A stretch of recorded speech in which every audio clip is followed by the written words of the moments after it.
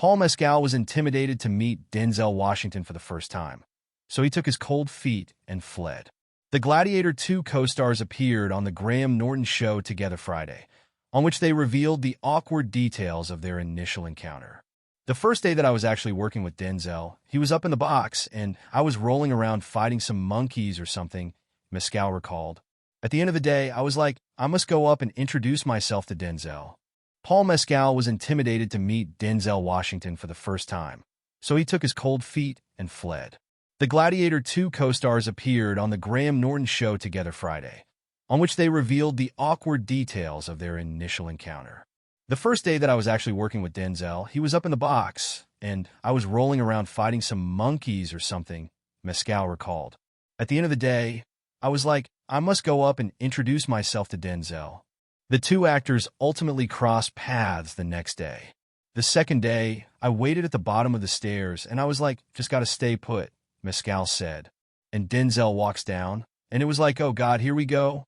And he shook my hand, and it just felt extraordinary. Washington then teased Mescal, offering him some sage advice. He looked at me for ages, and he goes, stop working, man, Mescal said.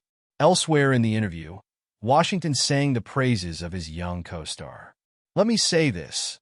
This kid delivers, he said of Mescal. I'm a pretty good actor. I'm serious, trust me. I saw it when Russell Crowe, star of Gladiator, did it. He delivered.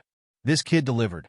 Gladiator II picks up nearly 2 decades after 2000's Gladiator, following a grown Lucius, Mescal, who, after the events of the first film, had been sent away as a child for his protection. In the sequel, Lucius returns to Rome as a gladiator after a plundering Roman army captures him, and he must fight to survive the horrors of the arena and the dirty politics of the city. In a new interview with Entertainment Weekly, Mescal said that despite his positive experience working on his first blockbuster, with legends Washington and director Ridley Scott, no less, he doesn't want or expect Gladiator II to be the pinnacle of his career. No, I would say that I'm ambitious so that there's no end point, he said. There's never making it.